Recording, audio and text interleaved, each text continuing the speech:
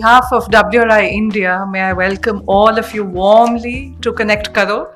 Thank you so much for joining us today.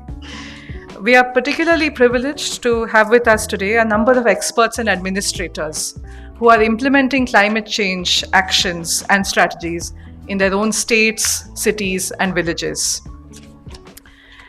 Today, I'm sure we will all be inspired by these pioneering initiatives and how they are approaching these issues in their own unique contexts and facing their own unique challenges, which we all hope to learn from. I'm sure we'll also all be prompted to think about how to bridge the gaps that still remain, how to access the finance that seems so limited, and whether even governance structures may have to be altered to address the growing complexity and uncertainty that climate change will bring. It's my great pleasure to warmly welcome Dr. Kamaljeet Ray, Scientist G and Advisor, Ministry of Earth Sciences, Government of India, who is with us here in person this morning, and also Ms. Supriya Sahu, Additional Chief Secretary, Department of Environment and Climate Change, Government of Tamil Nadu, who is joining us virtually and will address us online. May I first request Dr. Ray to please address the audience. She has a presentation, and we really look forward to hearing her remarks. Thanks, Ulka. So, good morning to all of you, all dignitaries and audience. So, I'm really happy to be a part of this group. I just sit across this road in Ministry of Earth Sciences. And when Ulka invited me, I was most happy to be a part of this group. It's always a privilege to work with people who are really in the field, who are working at ground level. Sitting in ministry and working is totally different from that. So we always looking in awe towards the people who are working in the field at the ground level. So I have a small presentation. I'll just talk about some of the things which will set forth the discussion in this topic. So I thought I'll start with the rainfall scenario over India. As you can see, the first is the rainfall recorded till yesterday, 24-hour rainfall all over India. And the lower one is the seasonal rainfall till yesterday. And you can see a big blue patch in the anomaly. See, Northwest India has got quite anomaly is very high. It's like 3 to 4 times what normally it should get. The center picture is the normal rains we get at the time of the year, and the extreme right is the one. The blue color is the Northwest India. So I thought let me start the discussion by this kind of scenario, which is all of us know is very much prevalent in Northwest India. Particularly Delhi is also facing the situation now. So this is the Delhi mean rainfall over Northwest India, and as you can see, mostly it has stayed above the red line. Red line is the normal rainfall, and the rainfalls have been mostly above the red line throughout almost over a month now. So the global warming, it has led to increase in the frequency and intensity of extreme weather events. We all of us know that. And it includes extreme heat, droughts, floods, storms, cyclones. But the good news is, in spite of the increase in the number of the events in the past decades, I've been doing some work I'll be showing after this slide. The extreme events have increased significantly, but the contribution to the global mortality is quite low. And these events have been reported better than in the past. So that could be a factor which has to be taken into consideration. But despite the increase in the population at risk, the mortality has decreased. On the positive side, weather forecasting has made extraordinary progress in the recent years. So we have a forecast for a cyclone which is going to land at least 6 to 7 days ahead. We know where it's going to make a landfall. We can talk to state government, we can talk to local authorities, what actions they need to take, and they can take care of the people. They can take care of people not affected by these things. So this kind of early warning predictions have really improved. And we may not be able to stem the increased frequency of extreme events, but better risk management and mitigation could reduce the death tolls and other heavy losses from these hazards. So, for example, I'll tell you, in 2012, when I came to Delhi, I was in Gujarat before that, and there was these rains, 2013 Uttarakhand rains, and I thought like this is something which is really devastated state of affairs for these heavy rains, and I worked on that. I wrote a paper, and again next year, then again I have a case of JNK. So this was happening continuously. 2013 Uttarakhand, 2014 Jammu Kashmir, 15 Chennai, 2016 Assam floods, 17 Gujarat and Rajasthan. So this thing became very common. Like I saw that the things which used to happen less frequently, once in a while, were happening every year. We were getting these extreme events. So that was a matter of concern. So what we did was, getting data is another very difficult thing. No, you have to, you don't know where to look for if you have to get all the data of these deaths or the calamities which have occurred. So what India Meteorological Department does it, for every warning, for every state government alert, we are asking them to give to us the monthly data of casualties, mortalities, and we put them in the form of a disaster weather events, and that we have for the last 50 years. So I took that data and I worked out the year-wise extreme weather events versus the number of deaths due to these extreme weather events. And as you can see, the red line has been increasing over the year. The extreme weather events have been increasing since 1970. And that's quite significant. If you see the R square, it is quite significant. While if you see the mortality, you don't find a very significant rise in mortality. On the contrary, you have these peaks in mortalities which are coinciding with the tropical cyclones. And 2013 peak is due to the Uttarakhand thing. So if you have some of these cyclonic events, you have a big peak of mortality associated with that.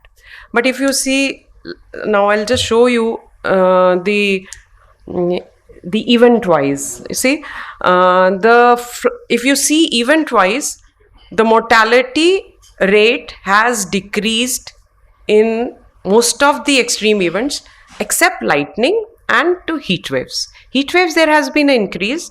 Lightning, there has been an increase. But if you see the events have been rising all throughout. This is a decadal state of art. While if you see tropical cyclones, you don't find an increase in these events. The tropical cyclones have more or less stayed same, like 2.3 or 3.2, it has come to 2. So even the tropical cyclones have remained the same. Maybe the intensity has increased. The studies have shown that some of these tropical cyclones are now more intense.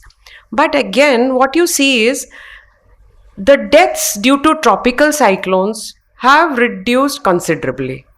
And that has also led to a fall in mortality. Tropical cyclones and floods account for almost 60 to 70% of the mortality. So with cyclones in control, so this has come down. And tropical cyclones also, you see, they have more or less stayed same over the years. But the mortalities due to lightning and heat wave has been increasing. In the past few decades, that's important. So now if we talk about subnational, so we did this work for various states also. So we found that these are some of the states. Cold wave is very much, mortality is high very much in Bihar, UP, Jharkhand, West Bengal, Rajasthan. Heat waves, Andhra, Rajasthan, UP, Bihar and Orissa. Floods, UP, Maharashtra, Uttarakhand, Andhra Pradesh and Bihar. And like that, in totality, the 5 states, Andhra Pradesh, Orissa, Uttar Pradesh, West Bengal and Bihar, these are the 5 states we need to look at when we talk about the extreme weather events and the states which are affected by. It's not only the we just don't say that it's the amount of rainfall or it's the heat wave. It's the vulnerability also, no? The vulnerability in these states, which is also adding to the mortality. So it has to be seen conclusively. So high population states like Andhra, Bihar, Orissa, Assam, Maharashtra, Kerala, they suffer maximum mortalities because of EWEs, and we need to prioritize these states for developing action plans. So this is a map which we prepared, and from this you can see that cyclone storms are affecting these coastal districts, Orissa, Andhra Pradesh, and West Bengal, and the floods are mostly in northwest India, yeah, the northern part of India. So there is a reasoning to that because we have these western disturbances coming from crossing over northwest India, and we have these low pressures coming from from Bay of Bengal, and the interaction leads to flooding in this area. Plus the topography of this area is also an important factor which we need to look into. So this brings about a small state-wise scenario of the extreme weather events and the vulnerabilities. So on the right hand side, what you see is the distribution number of deaths during 2021. So the maximum have been due to lightning and thunderstorm, followed by floods, heavy rains, and landslide. And due to cyclonic storm, it has become very minimal as compared to the scenario 10 years back, 20 years back rather. The condition has improved, I think, because of early warning, better models. So the summary of these studies was that in the recent years, national preparedness and more efficient responses to disasters have significantly reduced the number of people dying from these hazards, weather-related hazards. With climate change leading to more extreme weather events, the need for early warning is very crucial. And it has helped, early warning has helped in decreasing the number of deaths resulting from this hazardous weather. And they have proven to be an effective way to adapt to climate change by providing cost-effective and reliable way of protecting lives and livelihoods from these hazards. So the early warning initiative is built around four key pillars. First is the disaster risk knowledge. So are the hazards and the vulnerabilities well known by the communities? So the awareness is very important. So I think what WRI and other such organizations are doing, going to the ground level and talking to these people, bringing about awareness at the ground level is the most important part of this. Then is what are the patterns and the trends in these factors. This is something which I talked about, like which are the states which are most vulnerable, that kind of. And risk maps, do we have the risk maps which are updated regularly? We have to have flood risk maps which are revised every 5 to 10 years. No, you have these landscape changes going on throughout, so you have to have a flood risk maps to know the vulnerability to these extreme events. Then number 2 is detection, observation, monitoring, analysis, and forecasting of hazards, which I talked about. Early warning, something which IMD, Ministry of Earth Sciences, IITM, they have taken up. Something like NDMA is working off. State level, we have disaster management agencies which are taking early warning from Ministry of Earth Sciences and working on the monitoring aspect. Then preparedness and response capabilities. Are response plans up to date? Are local capacities and knowledge made use of? That's most important. We have to talk to them, we have to find out. And sometimes you find that they are more knowledgeable. They know a lot about the places where which can be more affected by this risks, and they know like about everything, about whether it's about agriculture, whether it's about the weather, and about the lightning. They know a lot. We need to talk to them and bring in those information to our knowledge building. And the last is the warning, dissemination, and communication, which is the most important. So whatever we're doing, whatever ministry is doing, whatever other departments are doing, whatever people sitting in offices are doing, is it reaching to those people who are getting affected? Is the warning timely? So the nowcast is something which is going to happen in next 2 to 3 hours. So within 3 hours, it has to reach to the person who's getting it. Otherwise, sending it to the government, and which is going to further send it somewhere, by time it's 6 hours, there's no use of nowcast, you see. So that's important. It has to reach the right people in right time. So that's important, whether it's nowcast, short term forecast, medium range, or long range. So whatever early warnings are there, they have to reach the target people in target time. So that's important. So we have to, like, impact based warnings and advisories is something which we are working on, Ministry of Earth Sciences, because this is something we have to educate them. Just giving a forecast, light to moderate rain, or something like extremely heavy rain or heavy rain, is not helping. So you have to tell them, like, this kind of rainfall is going to do what kind of damage, this level of cyclone is going to do what kind of damage, what are the things you need to take care of, heat waves, what is this much of temperature going to do, which are the people who are going to be affected, what is the vulnerable group of people, can you be in the field, if yes, then what time, and if not, what is the time you have to avoid. So these are the kind of things which we are bringing into impact based advisories and warnings. So the main initiatives in next 5 years, which Ministry of Earth Science is going to do, like I'll be talking about Ministry of Earth Science only. So is to IMD plans to operationalize a new multi-hazard early warning system, including impact-based forecast. So we already have a decision support system, and we're working on it to improve it further so as to bring in impact-based forecast. Then is installation of Doppler weather radars for nowcasting of severe weather events and assimilation of this data in NWP models in next 5 years. So we have around 35 Doppler weather radars, and we're planning to make it to around 55 or 60, so that the mosaic covers the entire India. So this will help us in captivating the cloud bursts, so thunderstorms, the lightning also, and nowcast capabilities will improve, and surely this will be adding to the early warning which we are targeting at. Then IITM and NCMRW are going to increase the capacity of high power computing system, so to build a robust computational and visualization environment to deliver accurate and timely early warning. So this is the three initiatives which we plan to take in the next 5 years. So multi-hazard early warning system I discussed. So we're going to have a thunderstorm bed where we're going to ingest this data and bring about better warnings. We are going to have urban meteorological services. Then Doppler weather network. We are working more precisely on Himalayan regions, Doppler weather radars in Northeast and Himalayan region.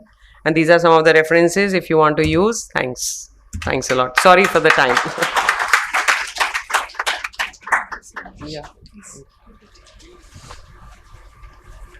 Thank you so much, ma'am, and thank you for spending your time with us. I'm sure there'll be a lot of questions, and especially since you've given the latest situation in terms of the monsoon and other extreme events.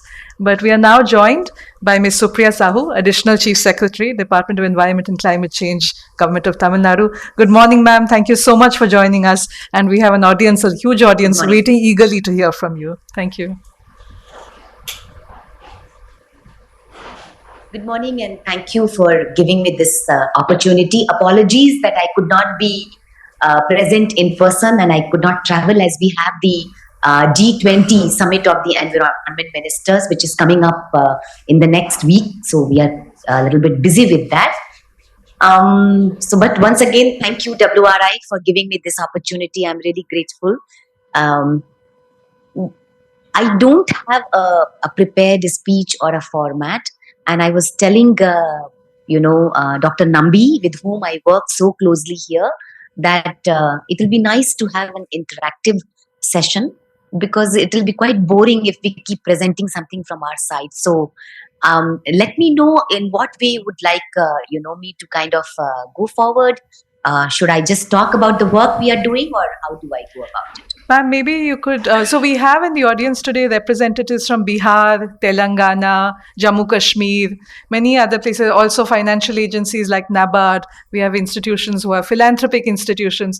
I don't think in Delhi enough is known about the phenomenal work and the new approach that Tamil Nadu is taking. So if you could highlight maybe one or two of the innovative things, perhaps the special purpose vehicles or any, or maybe even the, the mangroves related work, the how nature and climate are being taken together. If you could just highlight one or two, and then we're very happy to take questions from the audience and make it interactive for you and Dr. Ray as well. So just a few things that you might want to highlight first. Yeah, thank you. Thank That you. is very helpful. Basically, the entire climate action that we are doing in Tamil Nadu is it is focused on people. So our motto and our entire objective is that whatever we do in Tamil Nadu, it should be people should be at the center of it. And we also wanted to do something where all the climate action should be implemented from a single platform, to make sure that so many partners, when they are working, sometimes it gets very confusing as to who is doing what, and you will not be able to get the impact of all the action that is happening in one go. And that was the reason we also realized that financing of the climate action is also a major challenge. And therefore, it is very important that we actually set up a special body, a special agency, which will bring together all the action that is required at one place in a pointed fashion. And that was the origin of the Tamil Nadu Green Climate Company. But we were also thinking that how, since the climate action requires immediate work, where we cannot afford to lose time. But as we all know, many people, you said they are from the government. So, there is a lot of file work that happens, and then when the files move in a bureaucratic fashion, then there are a lot of delays. So we wanted to set up a kind of a via media where government should have a major role, but at the same time, we should do something where the processes can be streamlined. And that was the reason that we decided to set up the Tamil Nadu Green Climate Company. We have set up this company under Section 8 of the Companies Act to make it a kind of a professional body. The company has already been registered, and the most important thing about the company is that it has a board where the board has all the important representatives or the departments of the government. So we have the board is headed by the Secretary Environment, and then we also have the people who are Secretary Finance is on our board. We also have Secretary Finance is on our board. The Urban Development Secretary is also on our board. We have you name the important departments like energy, industries, they are also on our board. So the thing is that this decision has been extremely useful for us, whereas anything that we want to do, we just bring it to the company. We are in a position to take a quick decision and move our files. We have also done a thing which is a bit different, where we have got the allocation for the entire climate action in one go for 5 years. So rather than coming to the government, every year and kind of, asking them that this is the allocation that needs to be made. So government has allocated 500 crores for a period of 5 years, saying that, and then government has given us a broad framework that these are the 9 activities under which, the components could be developed, action points could be developed. That's how we have the freedom and the flexibility to kind of work. So while we go every year to government, but we don't have to really fight for the funding every year. So we kind of just go and get it approved, thanks to the kind of a corpus funding that has been created. So that is apart from the Green Climate Company. But I think I would also like to talk a little bit of our work with the WRI. It will be very relevant to talk about it here. So there's an interesting project that we are doing with WRI, and that is the climate smart villages. We have chosen 10 villages to be made as a carbon neutral villages. You want to call it carbon smart, carbon neutral, or climate smart, whatever it is. The term is interchangeable. So that's a fantastic collaboration that we have with the WRI as a expert agency to help us. So we realize that while we have the vision, we know what we want to do, where we want to set off a kind of follow up action by setting up these examples.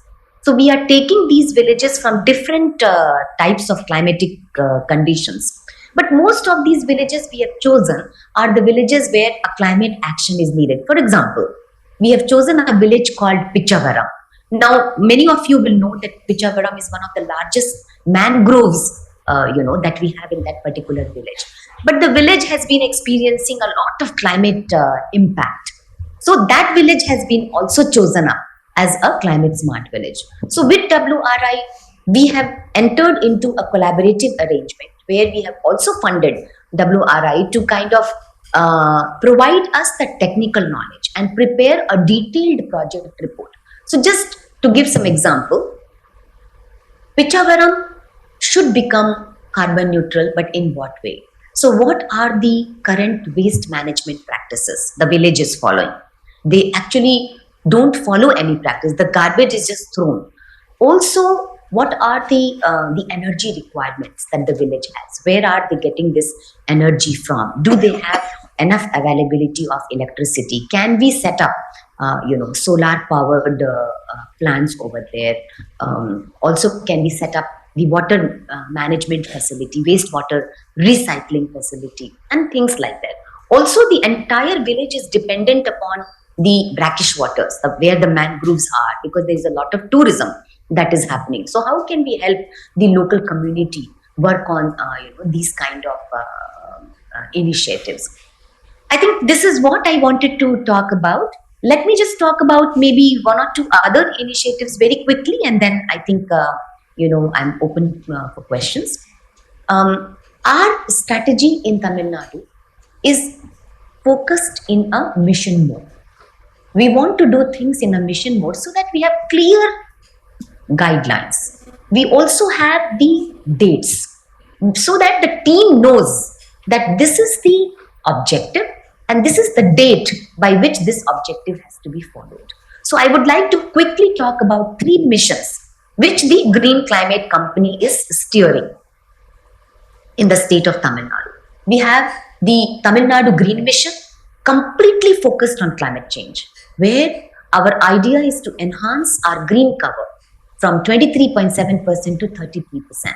So every year, we have a target of trees that have to be planted, nurseries that have to be raised, communities that have to be involved. That is going on very well.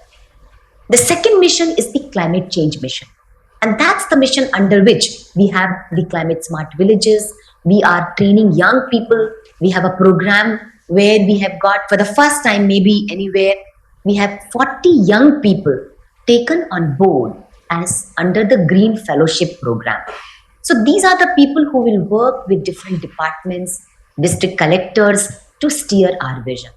And the third mission is the wetland mission, where there is a massive operation to restore the wetlands by taking them district-wise, doing a digital inventory of the wetlands and ensuring that the eco-restoration takes place in a time-bound fashion. I think I would like to stop here. These are some of the initiatives that I thought I would like to highlight, and let's take it forward from here. Thank you. Thank you very much, ma'am. We can take 2 questions from the audience, if anybody would like to raise their hands, and if someone could pass the mic also to them. As an urban planner and designer, my name is Parul Sharma. I was curious if there is any data repository and real-time information that you're able to upkeep and also make public, and also how other the governments and other states sharing their knowledge while they're possibly encountering similar challenges and possibly learning from one another. So the two questions are, how are governments collaborating and learning from one another at the same time? And secondly, how much data is being made available, if possible at all? I know that's difficult, but Thank it you. would be quite useful for all of us. Madam Sahu, if you Yeah. could start that, and then maybe Dr. Ray might also like to address the question of data. Yeah, and we'll close Yeah. with that. Ma'am, please go ahead. Yeah, I'm happy to talk about this particular aspect, because see, this is the most important and critical intervention in any climate change strategy, because generally governments are not well known for their the evidence based interventions that we need to be doing. But I'm happy to share with you that we have set up, for the purpose of data collaboration and data sharing, we have set up something called as the Climate Studio. So we have collaborated with Anna University, and this Climate Studio has been set up. So what exactly is the Climate Studio? So Climate Studio is actually a physical setup where we have a room where we have a supercomputer, and we also have 6 areas identified where specific softwares are being used by the Anna University in collaboration with the Department of Environment to prepare a database. So I would like to, for example, we have collaborated with UK Met to get the global data, and then we have a team of 20 young scientists who are appointed in that particular center, which is the Climate Studio. And these young scientists are the ones who are actually modeling each of the sectors. So we have agriculture, we have horticulture, we have water basin. These are the various sectors. Rainfall data. These are the sectors that we have actually identified, basically to kind of help different departments to work on an evidence-based approach. Now, the modeling for the next 10 years has already been done by the Climate Studio, and therefore this data is now being shared with different departments. To be very honest, we have already conducted 3 rounds of training programs in the Climate Studio for all engineers of our PWD and Water Resources Department, explaining to them the water basins and explaining to them the challenges that they will face and how they should be prepared, to kind of plan their interventions accordingly. And I'm extremely happy to also mention that we do not want to stop with the data at the state level. So we also have a plan, and as WRI is helping us in preparing the DPR for the climate smart villages. So, for example, I mentioned about Pichavaram. We will have a small version of the Climate Studio at the village level, where the cadastral level data is also available with Tamil Nadu, thanks to the Climate Studio. So, we would like to bring down the state level data, break it down to the district level, break it down to the village level, where the village specific information will be made available. Also, all the other local information, for example, what is the quality of the brackish water, which is responsible for the survival of mangroves? How is it changing over a period of time? What are the factors that are changing the water quality? Those are the important data points that would also be fed into the the intervention that we will have at the village level. With regard to the sharing of data, we are absolutely okay to share the data with the other states, but at this point of time, we have the data specifically prepared for Tamil Nadu. But I would also be honest to say that the data we are getting is a global data, and the team has the capability to break it down to the national level, to the state level, and bring it down to the district level as well as to the village level. I hope it answers your question. Thank you very much. Dr. Ray, if you might also like to address the issue of data repository. Yeah, so the data is available in data.gov.in. I think that's a website which Government of India has developed, and all kind of data, all past data at station level, district level, climatological data, all is available in that portal. free of cost to anybody who wants to use it. And also the further detailed modeling data is available with NCMR WF, IITM. And so as Dr. Sahu talked about this having a modeling thing with UKMO. So NCMRWF, we are like working with UKMO for past so many years, and there is a very high computing power system, computer system, in which we are running models for all India scale, for regional scale, and that data can very well be shared with anybody who wants. Yeah, thank you. Thank you very much, ma'am, and thank you so much to Ms. Sahu also. Let's give them a warm round of applause for the insights that they've shared with us. Thank you very much. Thank you. I'm now going to make a very brief 5-minute presentation. It just draws on the insights that we have gained from learning from different states, cities, and villages. So in some cases, we are working there. In other cases, we have just learned from their experience. So the issue over here is that while subnational climate actions can support national climate goals, but subnational development is also facing new climate risks. I mean, this picture is from Delhi, and we need not say more about it. So the main issue is that as these states, cities, villages grow, their economies develop, they'll have to mainstream climate change into their ongoing development plans in different sectors. They'll need to deal with not just climatic data for average changes, but also for extreme changes.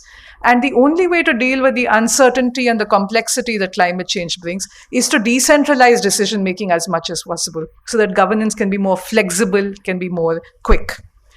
Now, this will need working across silos in a whole of government approach. The photograph example that you see over here is how when infrastructure is built, it does take into account the past or current risks of climate change. What are the, of climate, what are the trends in terms of the high flood line? But these patterns, these benchmarks themselves are getting changed as a result of climate change. The high flood line is also rising in some cases, either because of the rainfall patterns changing, or it may be a man-made factor because of the water level, the water bed, the river bed rising because of siltation. But the issue over here is that different sectors, whether it is the meteorological data, whether it is the road infrastructure, whether it is the railway infrastructure, will have to learn to exchange data and revise the benchmarks that are being used for this kind of planning. So this means both horizontal integration across departments as well as vertical integration from the national to the state to the district or the village. And of course, this is nothing new. Everybody knows this. It's just that every region will operationalize it in its own way. Tamil Nadu has one approach. Telangana might have another approach. But it will require collaborative governance, including experts and civil society organizations outside government also. As for example, Madhya Pradesh has done in a hub and spoke model, which includes NGOs and experts as well. We'll be hearing from many of the experts here, for example, in Kanha Gram Panchayat in Telangana. Meenangadi, the example of Kerala, is very famous of how they are mainstreaming climate change into their development plans. Now, while states in their state action plans on climate change do plan for past and present climate risks, they will also need to prepare for future climate risks. So this example over here is from the Madhya Pradesh State Action Plan on Climate Change, where they have looked at what are the future risks to the water sector. So what are going to be the changes in patterns? How many people are affected? So the red ones are the ones which are more at risk in the future. And they picked one priority district, namely Burhanpur, and assessed the impact in terms of urban water availability. And they found that this particular district, this town, depends a lot on the Tapi River and in fact on groundwater as well. But the supply-demand gap had increased to something like 26 million liters per day. So how do you plan for meeting the needs of the people for water in the future as well, which will be more water stressed than the present? And they identified the need to revive traditional water harvesting structures. And they went one step further and developed this into an actionable project and financed it. So this photograph that you see over here is from Burhanpur, and there's also a very nice video that you can see on the WRI-India YouTube channel. So this is an example of how states must include future climate risks into their not only their policies, but also convert them into specific projects that can be funded. That's on the adaptation side. On the mitigation side as well, when we look beyond what the current breakup of emissions is, but try to project future scenarios, then sometimes this reveals opportunities that we may not currently see. Even for India as a whole, if you see, emissions from the transport sector are very small right now, but they're projected to grow very fast and become more important. So this kind of scenario planning becomes very important in terms of revealing new possibilities for GHG reduction that can be taken into account in plans for the building sector, for the electricity sector, for the transport sector. Whenever we work in cities, the first challenge that we always face is lack of data. But this kind of work we have managed to do for cities like Surat, Ujjain, and Indore, using no other data than what is currently available with city level agencies, with their city development plans, mobility plans. But we have combined the available published data with talking to a lot of government departments, also talking to private companies, talking to experts on what are the right kinds of assumptions that we can use to make future scenario planning. So what might the renewable energy pattern look like? What might the electric mobility trends look like? And you see over here two possibilities. One is what's already planned, and one is what is possible if we went a little further. And these assumptions are also made in consultation with the stakeholders who feel that, yes, this is possible if we plan for it. And you can see the 13% emissions reduction possibility goes up to 64%. And so, as I said, this approach can even be used in smaller towns, smaller cities, where data is relatively limited, if we have extensive consultations with stakeholders, and if we ensure that anybody from the affected groups are also included in the consultations. This photograph that you see over here is from Jabalpur, where we had both government and non-government communities participating in the consultations. Needless to say, any action that any expert recommends is only as good as how it plays out on the ground, whether it recognizes local realities or not, and whether these climate strategies are locally relevant. Our team over here who are in the hall have been working in Bihar for the last couple of years and have been looking at what are the issues in specific wetlands, specific water bodies. This was a consultation that was done with fisher folk, boat owners. And it's only when we consult field practitioners that we can develop robust, inclusive, and actionable recommendations. And I'm sure we'll hear from many of the administrators who are here today from different states, cities, and villages. The final issue, of course, and this is what the second set of speakers we will request them to address, is that climate finance is limited. Subnational climate finance is even more limited. So we have all heard about the trillions of dollars that India needs to meet its NDC and long-term commitments. But the current track climate finance is less than a quarter of what India needs on the mitigation side alone. On the adaptation side, much more is needed. The state action plans on climate change have also made an estimate of what it would take to implement all of the priority actions that they've identified. But if you look at the funding that is coming into India from the multilateral climate funds, even though India is one of the largest recipients of this funding, it is still extremely limited. The Green Climate Fund, for example, funds 7 projects in India, of only 1 is associated with a state, a subnational climate adaptation project. And even though GEF, the Global Environment Facility, has committed $500 million for national level projects, only $17 million currently is for subnational projects. So then the challenge that becomes, or rather the compromise that states and cities have to do, is how do you repurpose existing budgets and make them more climate sensitive? How do you mainstream climate concerns into existing budgets? And here there are many different examples. For example, Kerala has worked with the World Bank to have pooled climate finance. Private sector institutions, agencies are funding mitigation actions which have commercial payoffs, like in renewable energy. But public finance is needed on the adaptation side for sectors like health, agriculture, water, where the commercial payoffs will not be that evident. CSR and philanthropy can also play a catalytic role. But some innovative new initiatives have happened where states and cities have looked at new instruments like green bonds, municipal bonds, carbon credits. For example, Indore has been earning a lot of money from their biomethanation plant. They've also looked at, for example, solar pumping of Narmada River water, which has also earned carbon credits in crores of rupees. And then also cities like Ghaziabad, Surat, Hyderabad, many others have been looking at municipal bonds. I'll just end with one last suggestion, which is that this is an example from the country of Colombia. And what they have tried to do, this is work that our colleagues at WRI in the US office have done, is to track what are the flows of climate finance that are coming from both international and domestic sources, and to try to track them down to the subnational level, to the district, to the county level. And what this helps in doing is matching. You saw that map that you saw that Madhya Pradesh had shown which are the areas in red. Well, is the money going to those areas in red? Can we match the priorities and resources? Perhaps this is something that we can think of in India as well. But thank you very much for your time. I'll now hand over to my colleague Saransh. But thank you very much, Dr. Ray.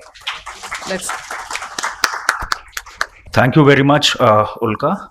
I am Saransh Bajpayee, Associate Director in the Climate Program, and I would be moderating the next panel as a part of the agenda. We have a stellar panel with us, with policymakers and practitioners from states as well as rural local bodies which are doing some pioneering initiatives and work on mainstreaming climate action into the development agenda. So to introduce the panel, we have Mr. S. Rakesh Kumar.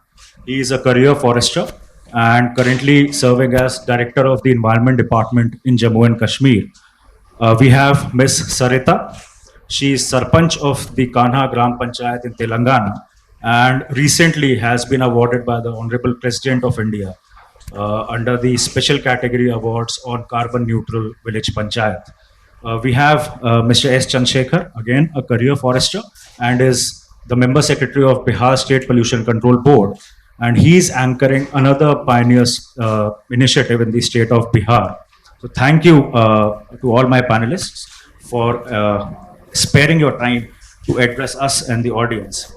So my first question to the entire panel, where we would like you to enlighten us, is what are some of the key and pioneering initiatives which you have been taking in the domain of integration of climate change into the development planning, so that we can also learn from you, sir.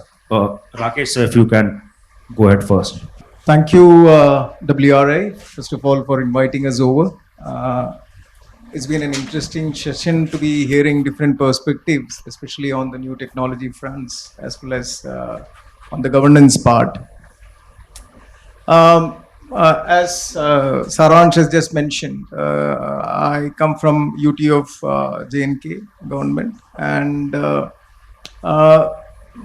as you're all aware, J&K is a hotspot, biodiversity hotspot, growing mountain, and we are also a hotspot for all the natural hazards in terms of earthquake and flooding. Incidents of flooding have already been shown by the speakers before.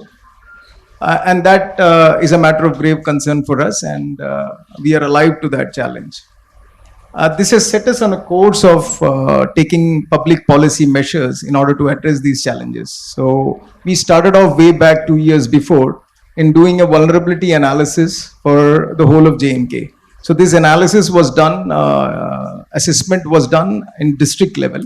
And we have felt that the granularity of the data is not as great for us to actually plan. Overall, it does give a ballpark indication as to which are the districts that need to be targeted. So going forward, I think this year we are planning to take it forward to Gram Panchayat level so that we get more granular information. So that is one part. The other part that we are working on is the revised SAP-CC, the State Action Plan on Climate Change. We already started work on that halfway through.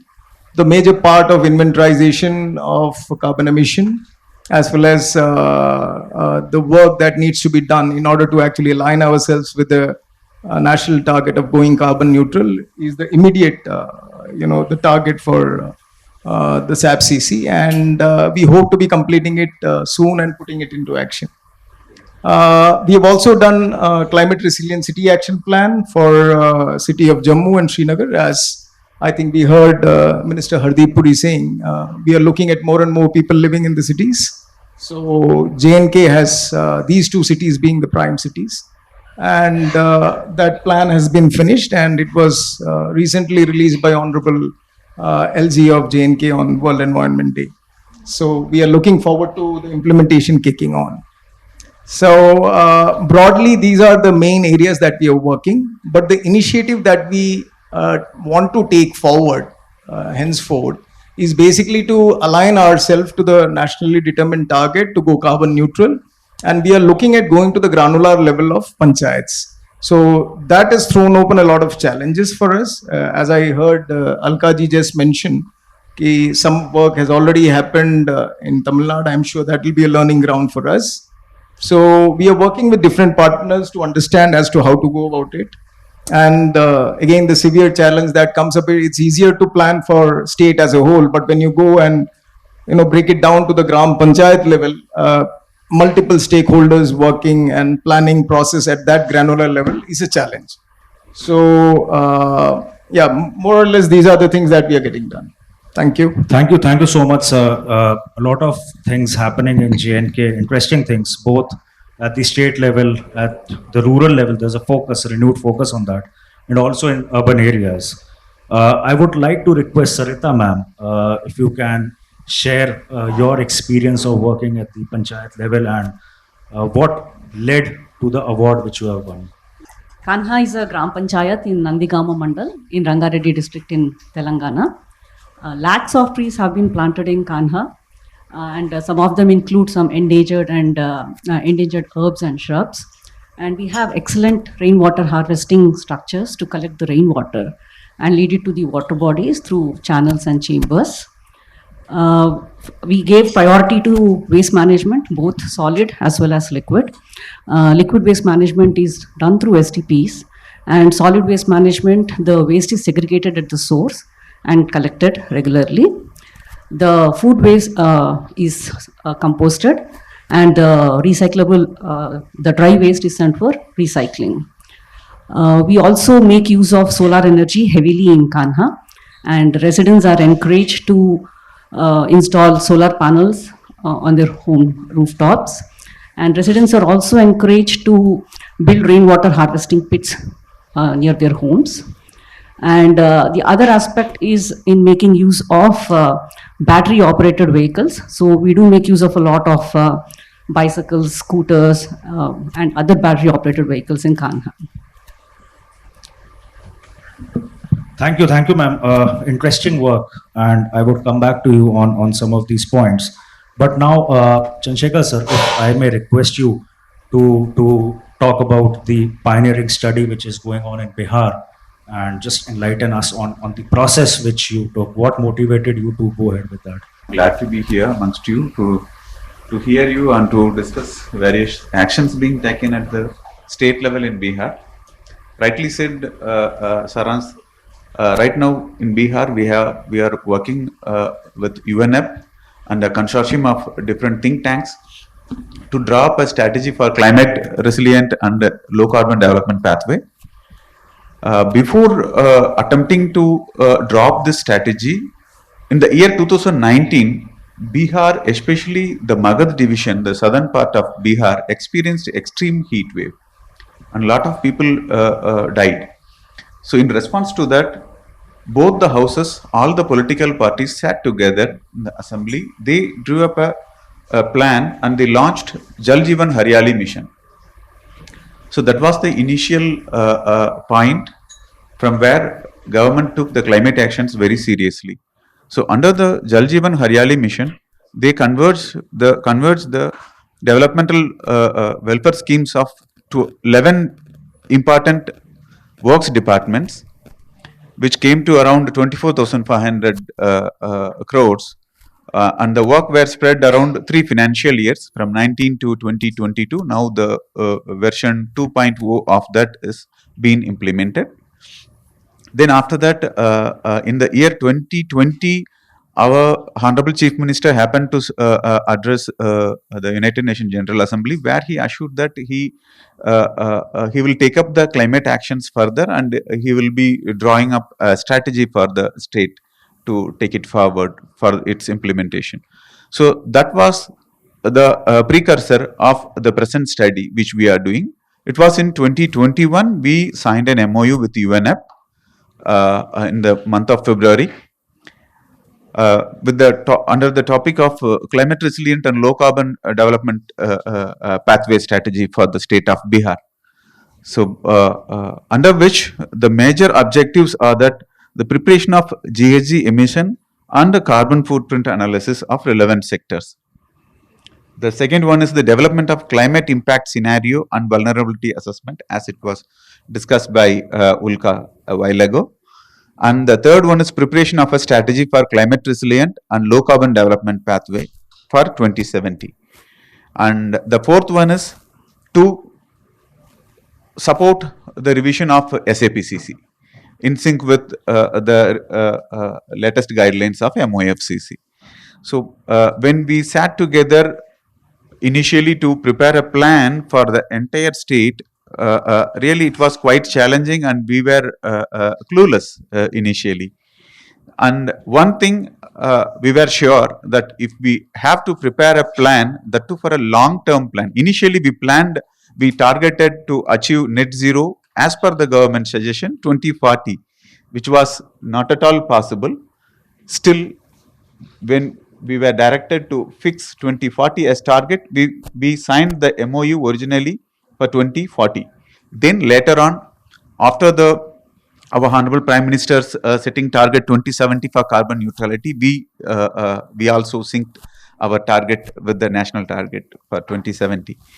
So anything which can be measured can be easily managed. So for a long-term target, unless we have a baseline, unless we have some milestone, we cannot achieve the target. We will reach nowhere. So that was the guiding principle which prompted us to have a detailed strategy for a low carbon development pathway. So interestingly, under this UNEP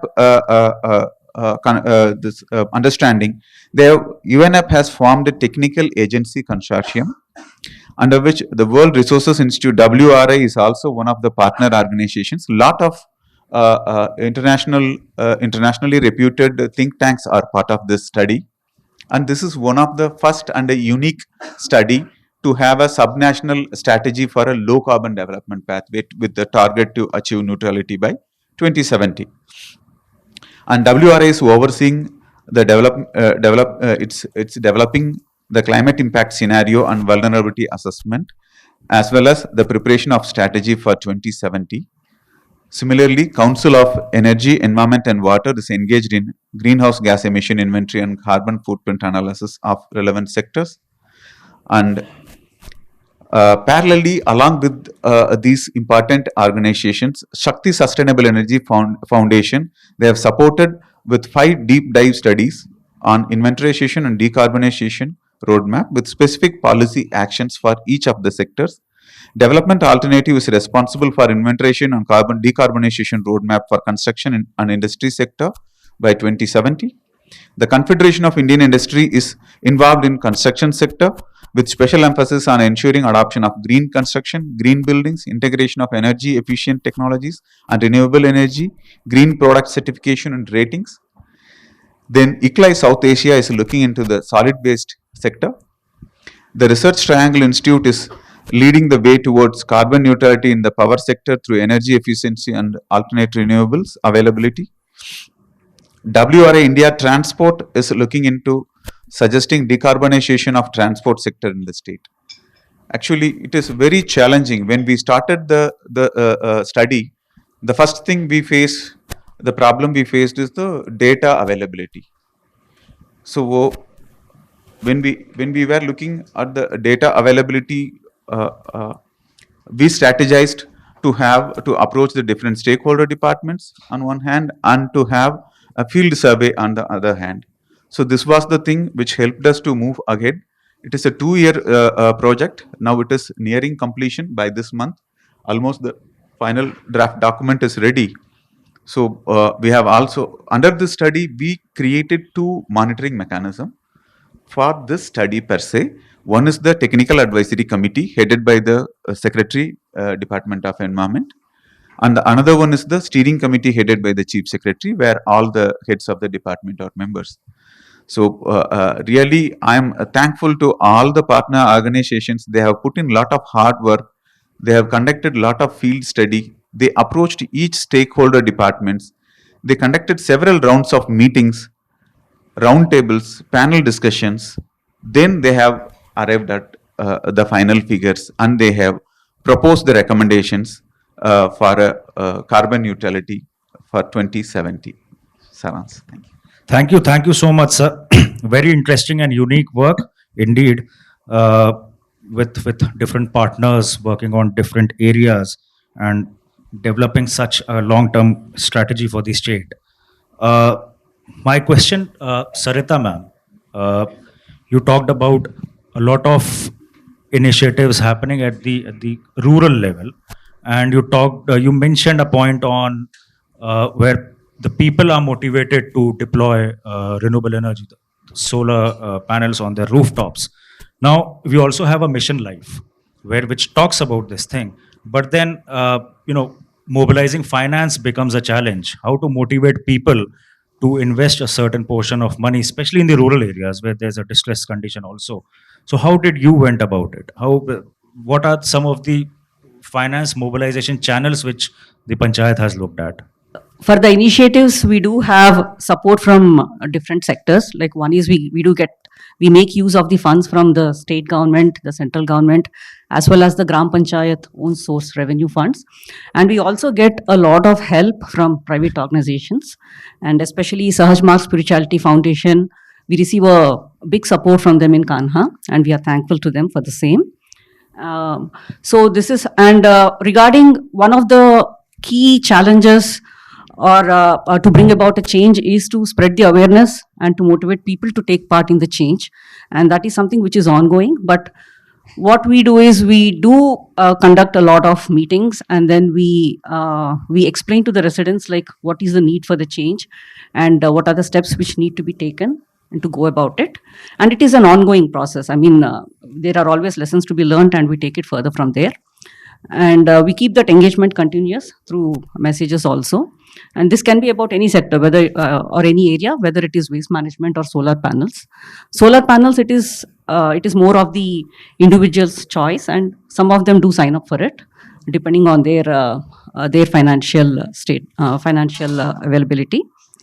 And but waste management is something which we can take up at every household level, and then we provide the services for them also, so that the waste is collected from them, and they are also they can also take part in it. And some other initiatives from the state government, especially some of the steps to taken in a large scale across Telangana, those are also very helpful as a Gram Panchayat for us. Like some of them are like building nurseries at the Gram Panchayat level. This was introduced in Telangana around 5 years back, and I mean, with the help of the government funds, the nurseries are built and maintained by each Gram Panchayat. And other initiatives also to build parks across all the Gram Panchayats. So we do get support from different from government as well as organizations too. Thank you, ma'am. Rakesh sir, the next question, you mentioned that you have been working with cities, 2 cities, to develop their plans, climate-oriented development plans. So do you face any coordination-related challenges, if any? And if yes, then how do you try to overcome that? Because you represent the environment department, while they fall under the ambit of a different department. And this happens with a lot of climate initiatives. So how do you address these things? Yeah, that's a major challenge that we come across. As you understand, J&K is a developing UT, and the priority is on development.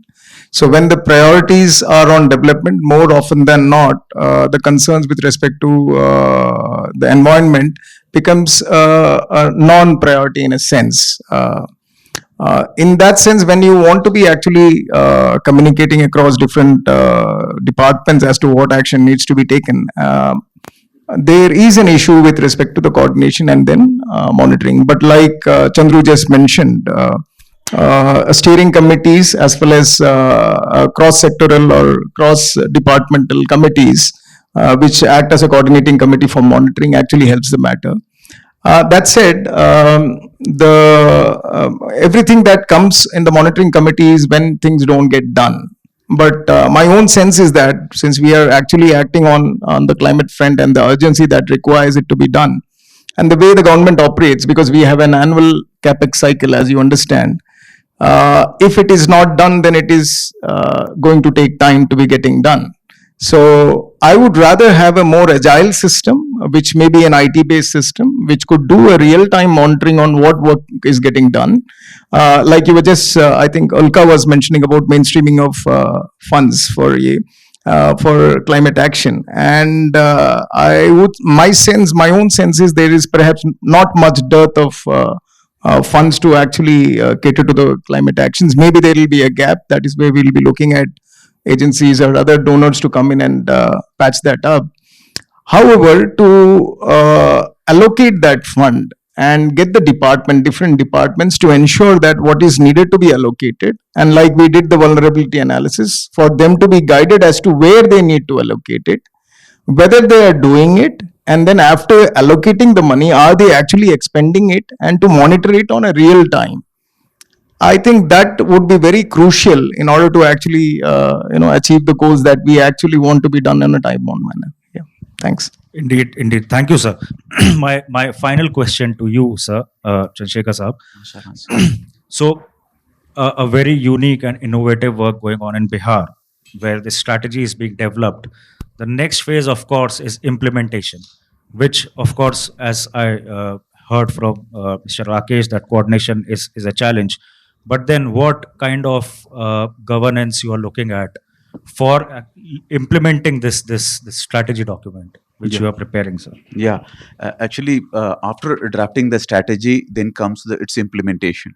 So what we are proposing to the government is that we should have a separate vertical in the form of a mission chaired by a governing council, chaired by the chief minister, then an executive committee chaired by the chief secretary and co-chaired by the development commissioner, and the mission director will be the principal secretary, environment department, and we'll have managers at the headquarter level for different adaptation mitigation for different sectors. Then we are planning to have managers at the district level. They will report to the state headquarter, and further it will be taken up by the mission director with the executive committee and to the governance general governing body. Yeah. Thank you, sir. Indeed, a unique structure which is now being proposed, because normally things are implemented through the departments, which might not work in most of the cases. Cutting across different sectors, coordination comes into play. So, if chief minister or chief secretary is involved, it's easy for us to push through. Yeah. Right, and also the vertical and horizontal integration which is being addressed by this structure. So thank you so much. I would take this opportunity to end this panel discussion with a few key takeaways, that a lot of action is happening on ground. So climate science needs to inform the climate policy, which should lead to climate actions, and of course be supported by finance and governance to actually mainstream the climate agenda into the development planning. Thank you so much to all my panelists. And with this, we end this panel, and I invite Ulka to lead the next panel. Thank you. But we'll get right away into the last panel of the day. May I please invite onto the stage Dr. Shamika Ravi, Member Economic Advisory Council to the Prime Minister, Mr. Dinesh P., Chief General Manager of a brand new climate change vertical at NABARD, and Mr. Pranav Garimella, my colleague from WRI-India. Please, Pranav, do join us. So the previous presentations have set a lot of context. They've told us what is being done in different ways around the country, but also some of the challenges that remain.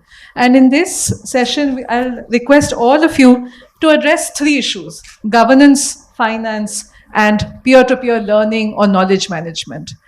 Some of you may like to address one of these, like for example, with NABARD, of course, the main thrust is climate change finance, so you may like to address that more. Shamika, perhaps you might like to address all three of the questions. Yeah. And Pranav, I know you've been doing a lot of work on climate budget tagging, but also on social security schemes. So perhaps those you might like to address. But let me just request all of you to start with some initial reflections on what you've heard, what you feel are priorities on governance, finance, and knowledge management. Thank you, WRI, Ulka in particular, for persuading me to, but I'm so glad I'm here. And I must say this is the largest room full of people I have seen across different sectors. There are thinkers, researchers, scholars, but also very happy to see people from the government. Usually from the research space, this is one constant tension that we don't have enough government engagement. So thank you all for taking time out. The problem is a new one if you consider government capacity. So please appreciate that there are many constraints we're trying to tackle simultaneously. One is, of course, creating government capacity at the most localized level, because a lot of this requires much more precision policy intervention. So the fact that we've moved from the national level to the state, but as you've heard different people talk about, state is also very large in India. In fact, the average size of a district in India is 2 million people. So a district by itself is also a very large entity if you begin to think of what kind of instruments and what kind of interventions are being tried globally. So our districts are very large too. So you need to obviously go beyond the district and hence blocks and below. So that is number one, that you're trying to create capacity to be able to experiment at a highly localized level. And that building of the capacity is a tall order. It really takes a lot of effort. I think finance is a very limited part of that constraint. I think the capital is still being made available, of course, mostly locally, meaning within the country. But it's more the human resource, it's more the knowledge constraint. And I think that is why WRI and institutions such as yourself, you become a very pivotal partner in this entire transformation that we are trying. So that's number one. Number two, a lot of the development finance companies, if you look at multilaterals globally, like the World Bank in particular, when they were set up, the initial mandate was to look at long-term risk investments. Like you really want to invest into long-term risk mitigation. So you want these institutions to do the initial payout. You want the large multilateral global institutions to make these kind of investments available so as to crowd in private investors. We are always going to have a very uphill task trying to persuade the private sector to put money into any of these initiatives, barring maybe some experiments on bonds here and there. So we need, in fact, it's a very important lacuna, even in terms of the conversations that we have, that where are these large multilateral institutions and why aren't they putting up the money for which they were set up? If there isn't, I cannot think of another long-term risk other than climate finance. If we have come together, country after country, and we are setting these goals for ourselves, and finance is a key constraint, why are these multilateral development finance institutions missing from action? They should be the one putting up the initial fund to crowd in larger private investments into this. So I think one is a highly localized problem, which we are trying to collectively solve in the country. Some states, just by virtue of past endowments, past intellectual, I think, prowess, just having government capacity, are a little ahead. But you'll be surprised how much experimentation is happening in also some of our underdeveloped, right? And we're very happy to see this kind of experimentation, not just in Bihar. MP is doing it, Meghalaya is doing it, and these are highly innovative experiments that are happening. So these are two ends of the spectrum, and both of them need adequate capacity building and financing. And I'll be happy to talk about the different kinds of instruments, perhaps when we get more involved in the conversation. Thank you. And that's really a perfect segue to NABARD, because I think the issue of limited multilateral climate finance is there. But even the finance that is there is so difficult to access. I think you have done a lot of thinking about this, but we'd be very happy to hear some of your thoughts. Yeah, thank you, Ulka. First of all, thanks to WRI for inviting me for this panel discussion, and also to be part of this eminent audience, and my fellow panelists. NABARD, I think most of you are aware, we are a development finance institution, and we have the mandate to address two key sectors of Indian economy. One is agriculture and the other one is rural development. And all of you will agree that these are the two sectors which are impacted most by the climate change. So that adds to our challenge work on. But we have been supporting these initiatives. When you look at the broad spectrum of activities which NABARD does, most of them are aligned to our sustainable development goals. So that is something which we also take pride in implementing it. Now climate has only added the challenge to us. And now in all discussions related to climate change, all of us hear that finance is the center point. Like ma'am just told that finance is not a very critical thing. Awareness and capacity building is the major challenge, but then finance continues to be a critical link in the whole initiatives which is being done. And I would just like to brief what NABARD has been doing in addressing the finance gap in the whole program. I will touch upon the dedicated funds which NABARD has been implementing. We are the national implementing entity for adaptation fund, which is again a multilateral fund available to us. And we are also the direct access entity for GCF, and again national implementing entity for the NAFCC, that is National Adaptation Fund for Climate Change, by our own Ministry of Environment and Forest and Climate Change. So these are the three major channels of the funding available to the climate change action in India. And we are proud to be the either direct access entity or national implementing entity. And all these three funds together, we have been supporting around 40 odd projects involving an outlay of around 1800 crores of Indian rupee.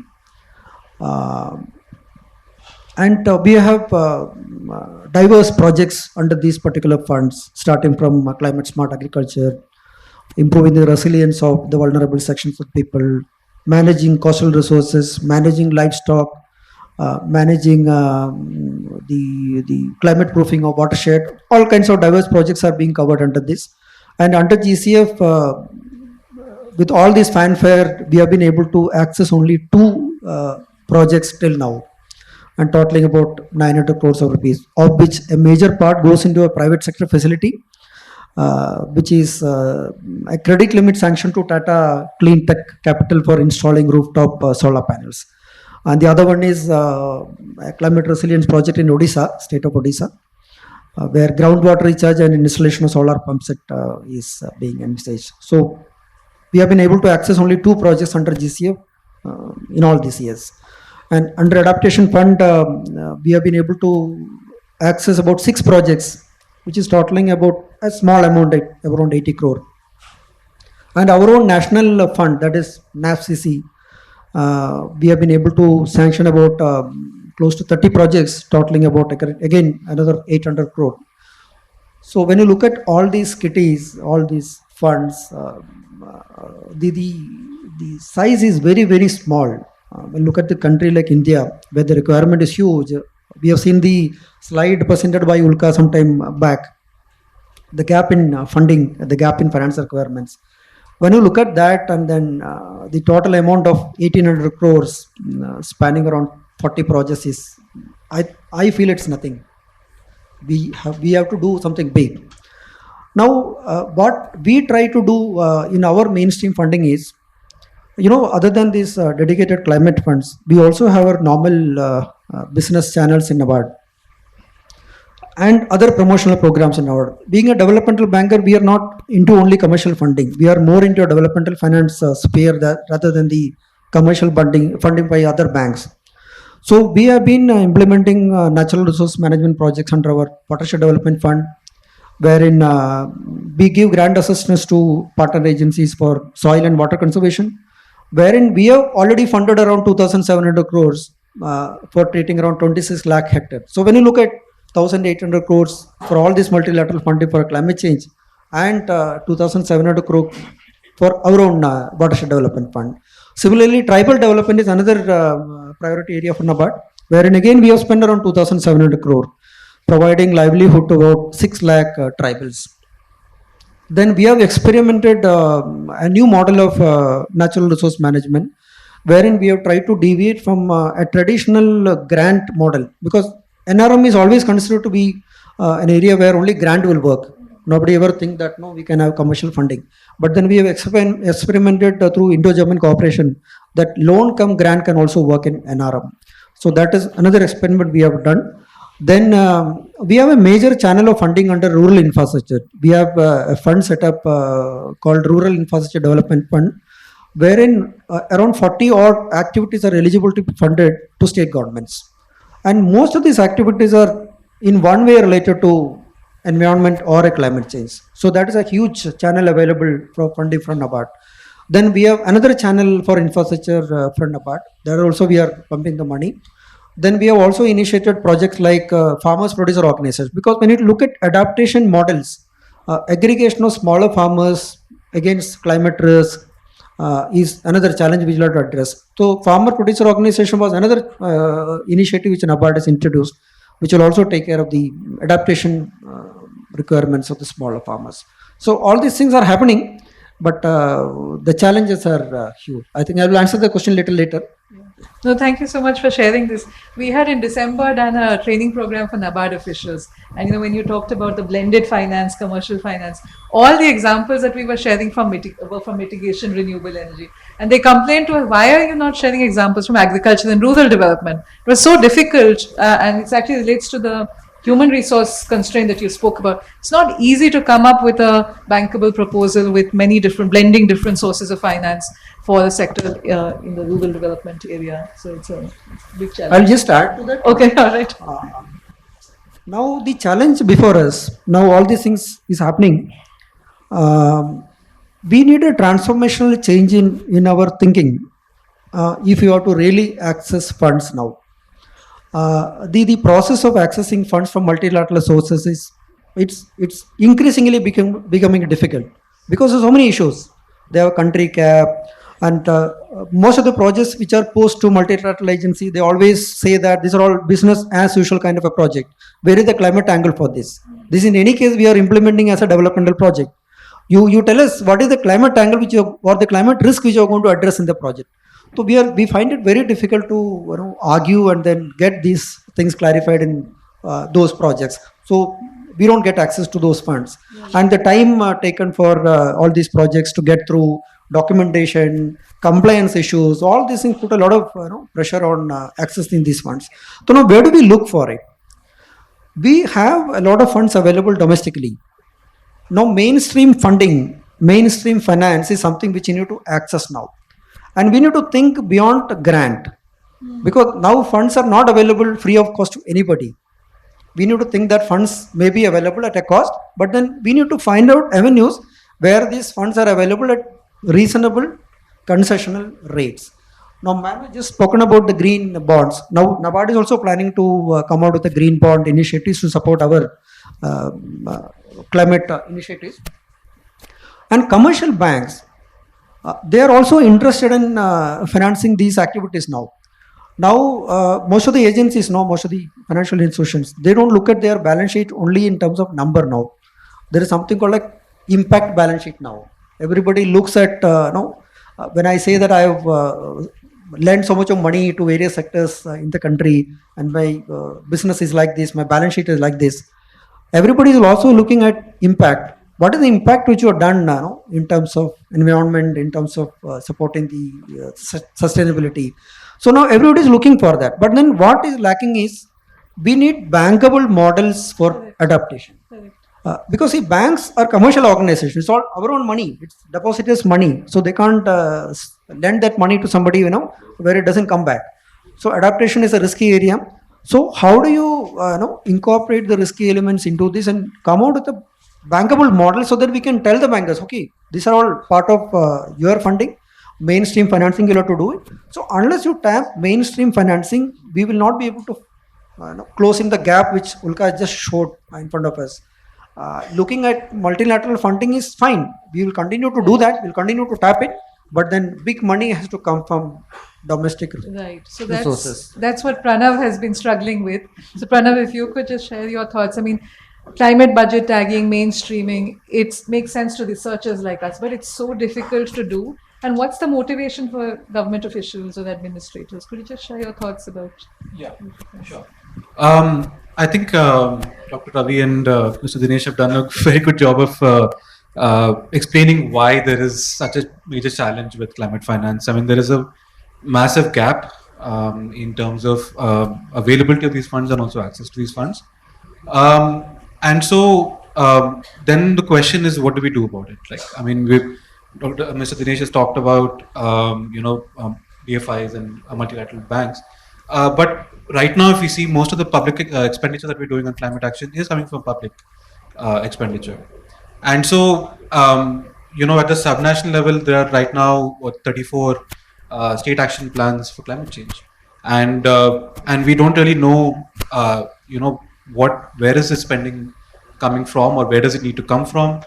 There is very little understanding on that, and so the climate budget tagging is just such a tool that, like, policymakers at the subnational level can utilize to identify what is the finance gap for them, right? Like, what are their goals, what are their targets in their action plans, and where are they spending money right now? And that finance gap is exactly what the climate budget tagging does. It basically tracks and monitors all the different expenditures that are happening related to climate change. And the example that Ulka had brought about the work that we done in Colombia, WRI done. So our team in Colombia had tracked 33,000 activities related to climate change in the country, and that's a cumulative of like $10 billion of climate finance that they're spending, right? And so these are the kind of advantages that the tool offers, right? And so even in Indonesia is another prime example of this, where they've done climate budget tagging not at the national level but also at the subnational level, and they have, based on the climate budget tagging exercise, they were able to use that data point to actually issue green bonds in Indonesia, right? And so far they've raised, I think the latest number is $3.9 billion, right? And all of this has gone into various mitigation activities, adaptation activities, and climate resilience activities, right? So this is exactly what we need. We need tools like these, innovative tools and new tools that will increase our understanding of where we are spending money and where we need to spend money, right? And then the climate budget tagging, I think, is one of those tools. Thanks so much, Pranav. Shamika, if I could turn to you now, would you like to reflect on anything that you have heard? Or may I specifically ask you to address the issue of governance? That do you think climate change is something that is such a different problem that it needs an alteration of governance approaches, particularly when we talk about horizontal integration, vertical integration, and bringing in non-governmental stakeholders as well? So, Ulka, when I say governance, I'm saying, what are the different instruments, what are the different institutions, what are the different mechanisms that we will have to develop to attract the funds that we hear are available, but we're not able to access. Of course, there is also the availability problem, which is very acute, and that is the international and the foreign policy and the G20 struggle that we want, and that's also got to do with reforming the multilateral, right? There's an entire committee set up which recognizes that these institutions have failed, and now they need to be brought to the table and made to do what they were set up for. And climate finance is the sort of the moot point around which we are spinning this argument.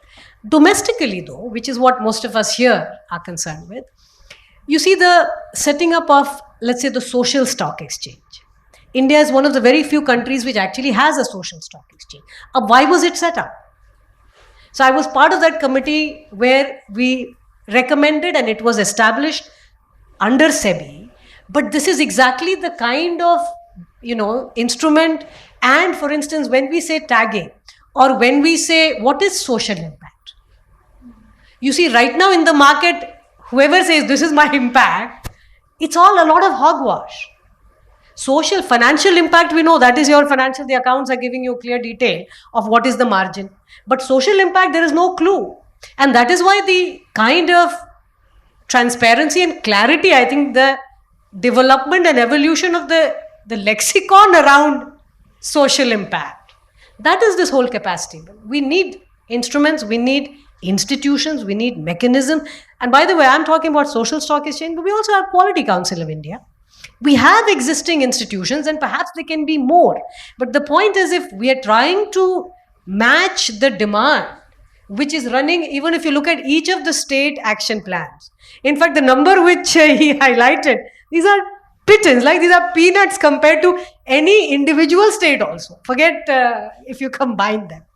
So how do we get to that level where we want to be to meet these kind of our local needs? We need the institutions. Now, among the institutions that we have set up, do they have these mechanisms and instruments defined? So now it is about defining things. Social impact hai kya? Like these are different metrics and benchmarks that we are going to hold the institutions, the investors, and the eventual users to those benchmarks. It also makes it feasible if we have the benchmarking standardized at a global level, because we can't always be talking our own language when it comes to some of this stuff, and that dissonance also has to be resolved. That's what I mean by governance, that we have a lot of work left to do in order to really finally access the domestic as well as the foreign funds. Absolutely. May I see if there are any questions from the audience, or you can think about the questions, raise your hands. But in the meantime, I'll ask a small question to Pranav as well, which is the issue of social security, right? I think this is also something that you've highlighted, that finally, when it comes to it in terms of climate action, there will be this residual element where people cannot be reskilled or reaccommodated. There will need to be public funding. Could you just share your thoughts about that? And may I request people to just raise their hands if they have any questions for any of the three speakers? Yeah. So I think in the context of moving towards sort of more environmentally sustainable economies, and these kind of transitions will create vulnerabilities, will create risks for people, not just like workers, but households in which these workers are situated. And I think it's important for us to sort of understand what these vulnerabilities are, right? I think there is a little understanding, there's knowledge being built around that, but to understand how do we then bridge that these kind of vulnerabilities or the risks that these people will face in that transition. And our traditional understanding of social protections, we talk about a lot about like labor market risks and things like that, whether it be income security or whether it be healthcare or pensions and things like that. These have, I'm not really sure if these have really accounted for the kind of transitional vulnerabilities that will be caused by moving towards these decarbonization. And so I think social protection in that context, it can be that very important tool for policymakers, right? To see if we can evolve these frameworks and these social protection frameworks that exist right now. And I think it has a potential to fill that gap, and really fill that sort of like transitional vulnerabilities that we will face. Yeah, please give me the mic. Anyone else? We can take one or two questions. Okay, all right, great. So 2 questions. Please. So, we keep talking in terms of the great need and the paucity of funds. And we also talk about mainstreaming. But the fact is that we keep seeing spending that happens, which doesn't it doesn't require a rocket science to figure out a lot of the spending that can be aligned to climate or sustainability considerations. And we end up spending actually way more money, first creating the problem or trying to address our problem without addressing climate or sustainability, and then not. I'm wondering why that thinking doesn't sort of find its way in governance or in planning. We don't see that thinking happen. We talk about mainstreaming, but we don't see it in action. And finally, I'm wondering whether it makes more sense for countries like ours to actually think about looking at nature as an asset and start looking at it in part of our accounting. Why don't we do that? A lot of work has gone in, but I just wanted to understand from you, ma'am, do we have some kind of planning where we can have a top-down at this time and probably later a bottom-up approach where, the states are mandated to come out with some kind of climate budget, how Odisha has already done, just building on the question and the, discussion here, or so that they can then further develop their climate finance work and can work on that. So that's, thanks, Rini. My question is especially to Pranav sir. How far do you think the new green credit scheme will help in budgeting? The issue is, at the time of implementation, why the originally envisaged goals are not being, taken into account. That is, I think, that's what you wanted to. At the time of spending, you spent on areas which are not originally addressed, and you end up spending more. When you spend, like you're building a road, but you're not thinking about if you're building the road properly. Okay, let's take a simple live example of Delhi. I think you might get your answer with that from all three of us. Yeah, I think the major thing is now climate should be the at the center stage of any activity now. That is how we have to think now.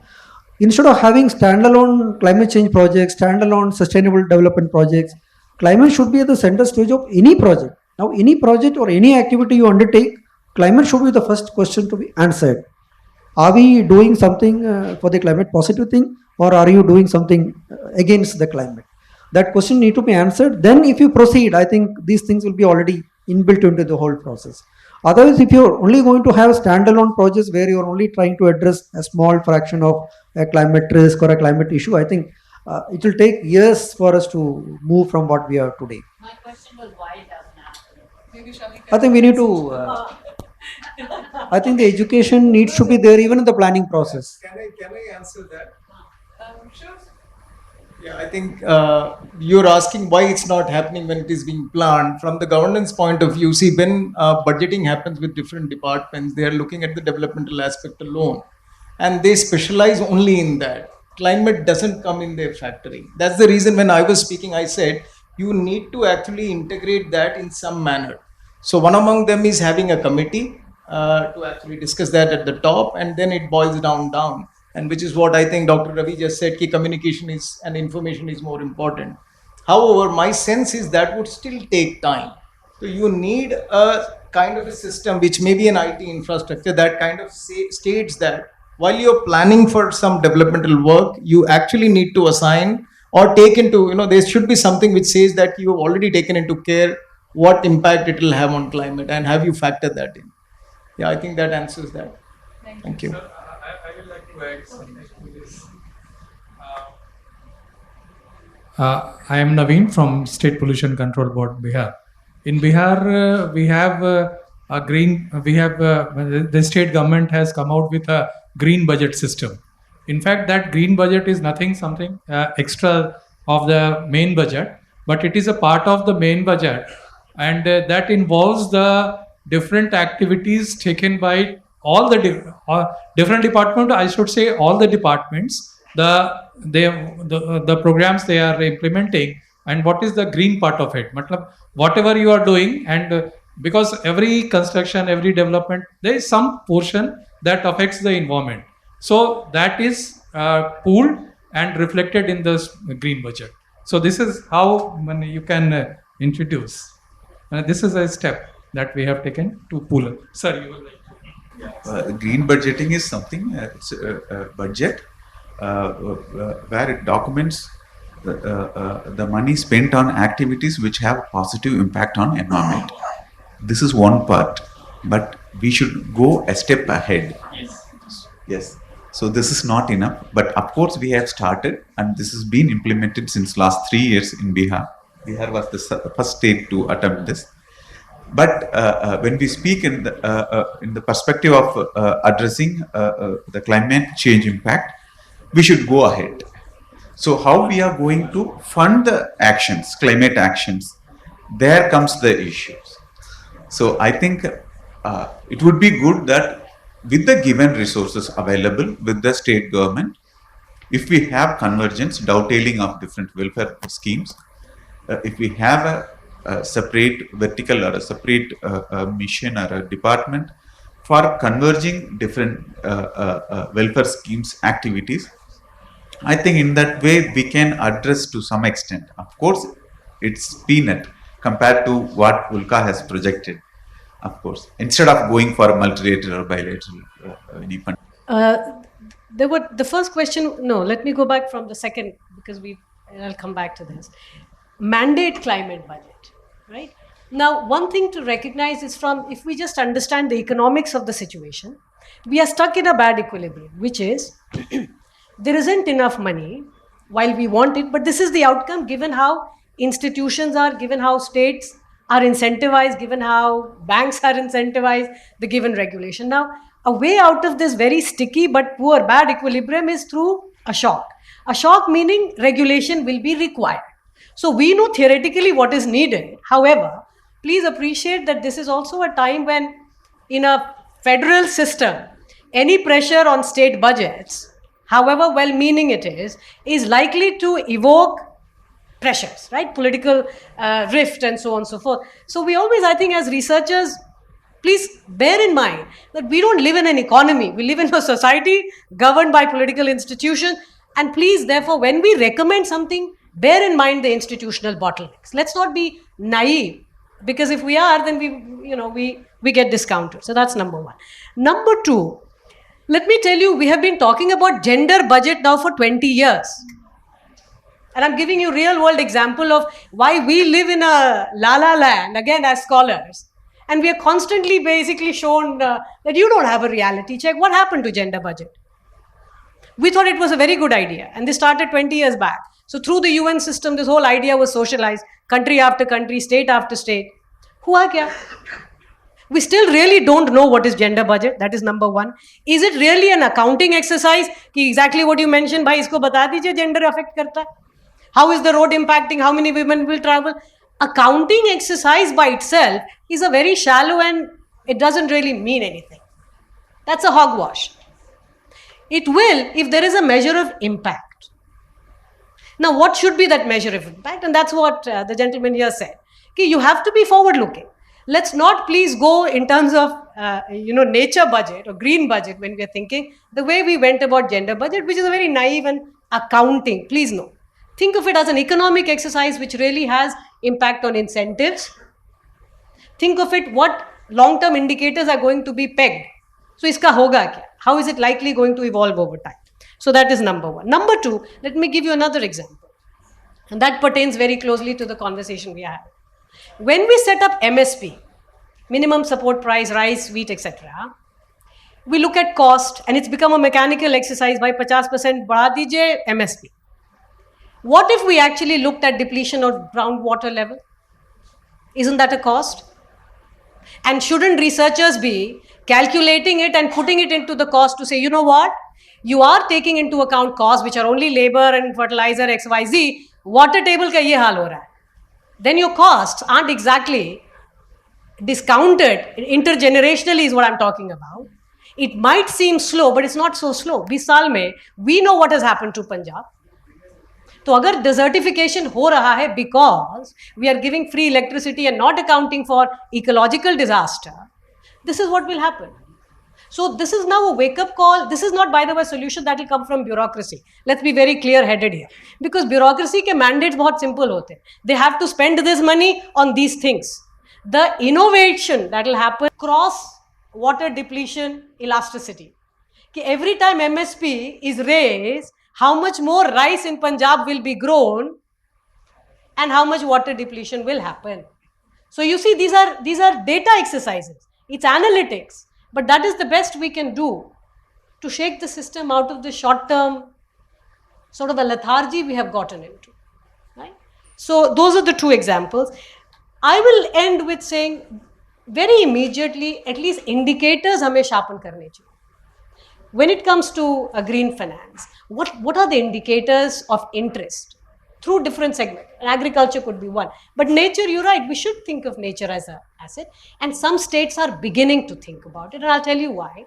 Because the current growth model hai, or at least what the OECD countries have shown us, that is not going to work anymore. I mean, it can't. It's just unsustainable. So if India, China continue to grow the way the G7 grew or the OECD did, it's a disaster.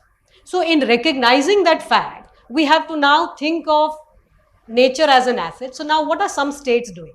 Think of in Madhya Pradesh, they have started to measure biodiversity and the green cover at a district level. So the Indian Institute of Forest Management, they have some of the local institutes, academic institutes of excellence, which are now measuring these things. Iska kya fayda hai? You're going to be able to use this as an asset.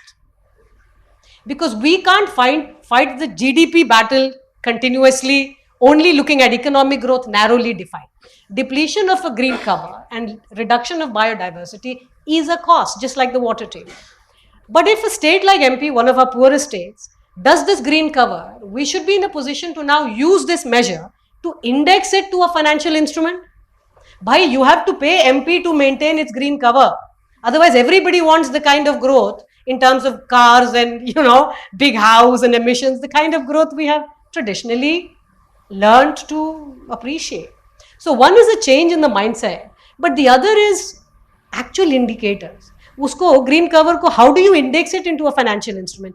That's what the social stock exchange, etc. Those are the kind of innovations which are being attempted right now. No, I totally agree with Dr. Ravi that it should definitely go beyond just an accounting exercise. I think what it also needs is sort of doing an institutional review as well, right? Like looking at how these institutions are structured, whether they can actually deliver the kind of climate action that is needed, and for the targets that set themselves and things like that. So I think going beyond just like the public expenditure tracking, but also needs to be accompanied by a reshuffling of the way these institutions are structured to deliver on climate action. And I think maybe a holistic, exercise which includes both the accounting and the institutional restructuring will maybe do the trick. Let me thank all our panelists on the stage and the speakers who are not currently on the stage for making this a very interactive session and a very free and frank exchange of views and for patiently answering all the questions. So thank you so much. I now request my colleague Mani to give the official vote of thanks on behalf of WRI-India.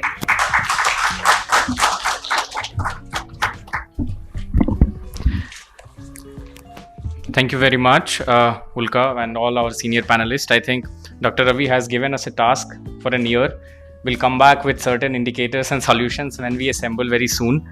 Let me first thanking our distinguished guests, Dr. Kamaljeet Ray, Ms. Supriya Sahu, who joined us online, Dr. Shamika Ravi, Mr. S. Chandrasekhar, Mr. S. Rakesh Kumar, Ms. Chalagula Sarita, Mr. Dinesh P.